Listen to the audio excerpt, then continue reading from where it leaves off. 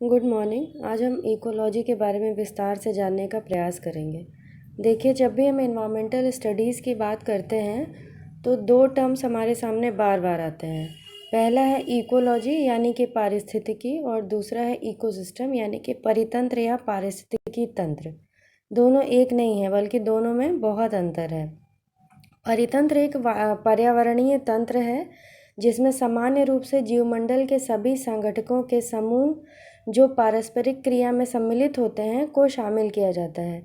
वहीं दूसरी ओर पारिस्थितिकी एक विज्ञान है जिसके अंतर्गत समस्त जीवों तथा भौतिक पर्यावरण के मध्य उनके अंतर संबंधों का अध्ययन किया जाता है। तो जहाँ एक ओर इकोसिस्टम एक तंत्र है या सिस्टम है, वहीं दूसरी ओर इकोलॉजी क्या है, एक विज्ञान है। तो चलिए पहले इकोलॉजी को डिटेल में समझने का हम क्या करते हैं, प्रयास करते हैं। Ecology is the branch of science that examines the relationships organism have to each other and to their environment. मतलब क्या हुआ कि इकोलॉजी या पारिस्थितिकी विज्ञान की एक शाखा है जिसमें जीवों के मध्य और उनके वातावरण के मध्य अंतर संबंधों का अध्ययन किया जाता है। ठीक है, तो इकोलॉजी ग्रीक वर्ड ओइकोलॉजी से निकला है, जो दो शब्दों का विन्यास है। पहला ओइकोस, इसका मतलब हुआ हैबिटाट या रहने का स्थान, और दूसरा है लॉगोस यानी कि स्टडी ऑफ या अध्ययन। तो ओइकोलॉजी शब्द का सर्वप्रथम प्रयोग अर्नेस्ट हैकेल ने 1869 में किया था। आज पारिस्थितिकी का स्वरूप बहुत बदल गया है। अब इसके अंतर्गत न केवल पौधों एवं जंतुओं बल्कि उनके पर्यावरण के बीच अंतर संबंधों का अध्ययन किया जाता है। न केवल मतलब पर्यावरण, पौधों और जंतुओं और उनके पर्यावरण के अंतर संबंधों का ही अध्ययन नहीं, बल्कि मानव समाज और उसके भौतिक पर्यावरण की अंतर क्रियाओं का भी अध्ययन किया जाता है। समझ में आई? पहले क्या था कि भौतिक पर्यावरण और पादप और जंतु समुदाय का उसके पर्यावरण से क्या संबंध है, इसका अध्ययन हम पारिस्थितिकी पे करते थे। लेकिन अब इसमें नई चीज़ क्या आ गई है, मानव और उसका समाज। मानव और उसके समाज का भौतिक पर्यावरण से वो किस तरीके से अंतर क्रिया करते हैं और आपस में किस तरीके से ये इंटरेक्शन करते हैं, ये भी इकोलॉजी का क्या है, सब्जेक्ट मैटर है। अब चलिए देखते हैं कि पारिस्थितिकी या इकोलॉजी कितने प्रकार की होती है। तो मुख्य रूप से इसे 7 भागों में बांटा जा सकता है, जिसमें पहला है ग्लोबल इकोलॉजी या भूमंडलीय पारिस्थितिकी। इसके अंतर्गत किसी भी इकोसिस्टम में लार्ज लेवल पर होने वाले इंटरेक्शंस या अंतर क्रियाओं का अध्ययन किया जाता है, जैसे कि interaction between lithosphere and atmosphere. ठीक है, वायुमंडल और स्थल मंडल के बीच होने वाले अंतर संबंध। Interaction between hydrosphere and lithosphere, और जलमंडल और स्थल मंडल के बीच होने वाले जो अंतर क्रियाएँ होंगी, इसी तरीके से और भी अंतर क्रियाओं को इसमें सम्मिलित किया जाता है। दूसरा पॉइंट है लैंडस्केप इकोलॉजी या भूदृश्य पारिस्थितिकी। इसमें बेसिकली एक सर्टेन लैंडस्केप में पाए जाने वाले ठीक है, एक सर्टेन लैंडस्केप में पाए जाने वाले डिफरेंट कंपोनेंट्स के बीच होने वाले इंटरेक्शंस की स्टडी की जाती है, जैसे कि स्टडी ऑफ माउंटेन इकोसिस्टम या study of desert ecosystem etcetera. साथ ही साथ इसमें किसी भी सर्टेन लैंडस्केप पर मानव का क्या इफेक्ट हो रहा है, इसका भी अध्ययन बहुत इम्पॉर्टेंट होता है। ठीक है, अब आइए तीसरे पॉइंट पे। तीसरा और इम्पॉर्टेंट है ये इकोसिस्टम इकोलॉजी। इसमें मुख्य रूप से 2 या 2 से अधिक डिफरेंट टाइप के इकोसिस्टम्स के बीच इंटरेक्शंस को स्टडी किया जाता है। इकोसिस्टम भी कई तरीके के होते हैं, तो इसमें क्या है, 2 डिफरेंट टाइप के या 2 से अधिक डिफरेंट टाइप के जो इकोसिस्टम होंगे उनके बीच में क्या इंटरेक्शन होता है, उसकी स्टडी यहाँ पे की जाती है। जैसे interaction between mountain and grassland ecosystem, interaction between marine and terrestrial ecosystem, और ऐसे ही बहुत से अन्य इकोसिस्टम के बीच अंतर संबंधों का अध्ययन इसके अंतर्गत किया जाता है। अब आइए चौथे पॉइंट पर, जो है कम्युनिटी इकोलॉजी या समुदाय पारिस्थितिकी।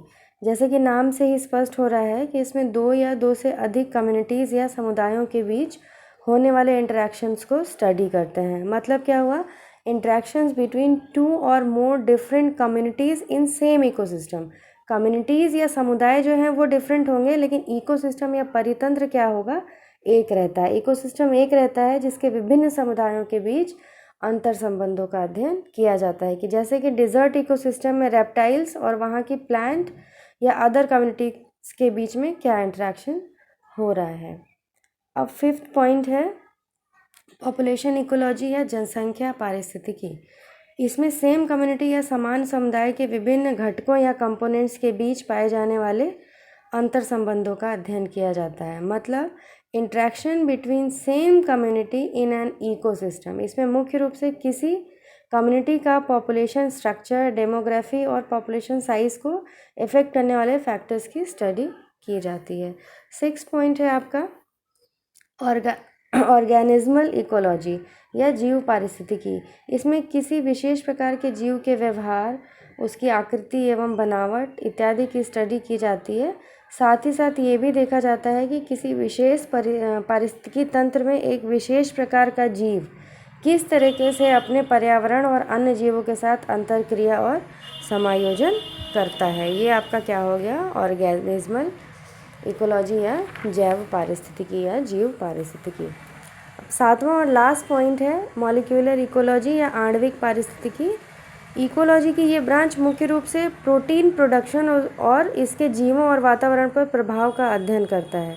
साथ ही साथ अन्य तत्वों के आणविक संगठन, उनकी बनावट एवं उनके प्रभावों का भी सूक्ष्म अध्ययन इसके अंतर्गत किया जाता है। ठीक है, अब चलिए पारिस्थितिकी के महत्व पर कुछ बात कर ली जाए।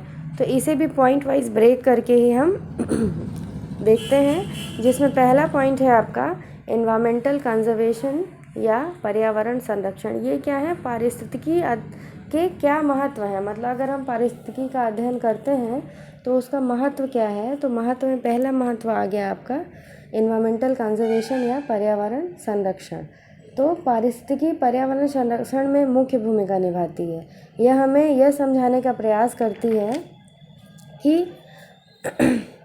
किस प्रकार हमारा संसाधनों का दोहन पर्यावरण को प्रभावित करता है और अति दोहन के परिणामों से अवगत कराकर पर्यावरण संरक्षण की प्रवृत्ति को अपनाने के लिए ये प्रेरित करता है। जब तक हम इकोलॉजी नहीं पढ़ेंगे, नहीं जानेंगे, तब तक हमको नहीं समझ में आ पाएगा कि जिस रेट से हम पर्यावरण को डिस्ट्रॉय कर रहे हैं या उसका एक्सप्लॉयटेशन कर रहे हैं, वो आने वाले समय के लिए कितना खतरनाक है।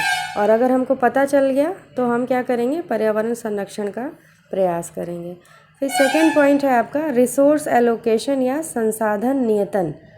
ठीक है, इसमें क्या है, पारिस्थितिकी के द्वारा हम विभिन्न प्रकार के संसाधनों के आवंटन और नियतन का पता कर सकते हैं। ठीक है, आवंटन क्या है, मतलब डिस्ट्रीब्यूशन, ठीक है, और एलोकेशन कि कहाँ पे वो स्थित हैं और कौन सा संसाधन पारिस्थितिकी तंत्र को सुचारू रूप से चलाने में सक्षम है, इसके संरक्षण तथा बचाव के क्या उपाय हैं, यह सब भी पारिस्थितिकी के द्वारा हमको पता चलता है। फिर तीसरा पॉइंट है आपका एनर्जी कंजर्वेशन या ऊर्जा संरक्षण। तो इसमें सभी जीवों की वृद्धि एवं विकास के लिए ऊर्जा की आवश्यकता होती है, सबको पता है। पारिस्थितिकी अज्ञानता हमें क्या करती है, ऊर्जा के अतिदोहन की ओर ले जा सकती है। ठीक है, जो कि पारिस्थितिकी असंतुलन का परिणाम हो सकती है। पारिस्थितिकी के समुचित ज्ञान से क्या होगा कि ऊर्जा का संरक्षण संभव होगा। इसके द्वारा ऊर्जा संसाधन के अनावश्यक व्यय पर रोक लग सकती है। फिर फोर्थ और लास्ट पॉइंट है आपका इको फ्रेंडलीनेस। इको फ्रेंडलीनेस क्या होता है कि पर्यावरण के प्रति हमारा मित्रवत रवैया है। ये क्या करता है, it provoke us to adopt a lifestyle that protects the ecology of life. जो हमें पर्यावरण का अतिदोहन न करके उससे मित्रवत व्यवहार करने के लिए प्रेरित करती है। ठीक है, अब आते हैं स्कोप ऑफ इकोलॉजी पे। तो इसका स्कोप दो मुख्य भागों में इसको मेनली बांट लिया गया है। पहला है पारिस्थितिकी तंत्र का संपूर्ण अध्ययन। ठीक है, मतलब इकोसिस्टम का पूरा अध्ययन करेंगे कि कौन कौन से कंपोनेंट्स हैं, डायनेमिक्स ऑफ इकोसिस्टम क्या है, ठीक है, प्रोडक्टिविटी ऑफ इकोसिस्टम क्या है, उसमें कौन कौन से चक्र चल रहे हैं, असंतुलन उसका कैसा है, संतुलन के लिए क्या क्या उपाय किए जाएं। ठीक है, तो इसमें समस्त जैवमंडल या उसके किसी भाग के जैविक तथा अजैविक घटकों का सैद्धांतिक अध्ययन किया जाता है। ठीक है, पहले में क्या हो गया, इकोसिस्टम का संपूर्ण अध्ययन, और दूसरा स्कोप इसका क्या है, पारिस्थितिकी तंत्र में जो असंतुलन आ रहा है उससे संबंधित समस्याओं का व्यवहारिक अध्ययन किया जाता है। मतलब कि जो असंतुलित हो गया है पारिस्थितिकी तंत्र, वो क्यों हुआ है, उसके कारण क्या है, परिणाम क्या है, और रोकथाम के उसके क्या क्या उपाय होंगे। प्लानिंग और मैनेजमेंट भी हम इसके द्वारा करते हैं। तो ये था इकोलॉजी या पारिस्थितिकी। आज का टॉपिक यहीं ख़त्म होता है। Thank you.